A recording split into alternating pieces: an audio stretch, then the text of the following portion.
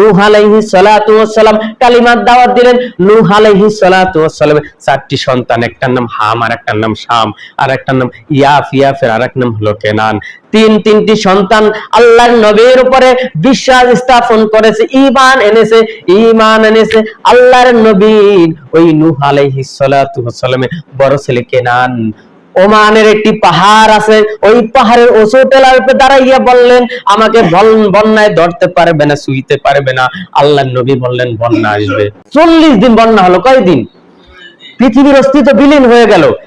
এমনকি 9.5 বছর দাওয়াত দিছে, একজন যখন মুসলমান হয়নি, একজন বুড়ি মা, তার নাম ছিল ইমরাতুন আজুজা। দেখবেন আপনারা যখন ওমানে গেলে ওই বুড়িমার পিঠে এখনো আছে, ওই বুড়িমার চারদিক থেকে একটা গোল চক্কর করে ওই বাড়িটা পুরা শহরের মাঝখানে।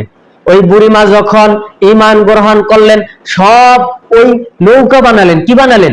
নৌকা বানালেন। যখনই নৌকা বানাতে গেলেন, নৌকার ভিতরে ওই নবী নূহ আলাইহিস সালাতু ওয়াস সালামের কষ্টের যন্ত্রণা বেড়ে গেল। আল্লাহ বললেন নৌকা বানাতে। নৌকা যখন বানালেন, মানুষরা যখন ময়লা ফেলায় নৌকারে বোঝাই করে ফেললো। কি বললো? নৌকাকে বোঝাই করে ফেললো। ওই মহিলা চিন্তা করলেন, এই নৌকা, যিনি তার গায়ে ছিল কুষ্ঠরোগ, কি রোগ, তিনি ছিলেন বৃদ্ধ। যখন ওই মহিলা কি করলেন, ওই নৌকার ভিতরে কয়, সবাই যখন ময়লা ফালায়, আমি বাকি থেকে লাভ কি, আমিও ময়লা ফালাবো। যখন ময়লা ফালাতে গেল, তিনি ওই নৌকার ভিতরে পড়ে গেল।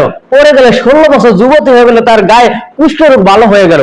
ইনি চিন্তা করলেন, এই নৌকা যিনি বানালো তিনি কোনোদিন মিথ্যা হতে পারে না, যিনি বানাতে বললেন তিনি কোনোদিন মিথ্যা হতে পারে না। তিনি ইসলাম গ্রহণ করলেন।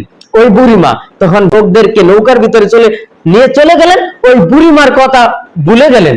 যখন আবার ফিরে আসলেন, বন্যা শেষ। এবার নবী নূহ যখন আসলেন, তখন বললেন, আপনি না নবী, আপনি না বলেছিলেন বন্যা আসবে, কোথায় বন্যা? বন্যা তো আমি দেখতে পেলাম না।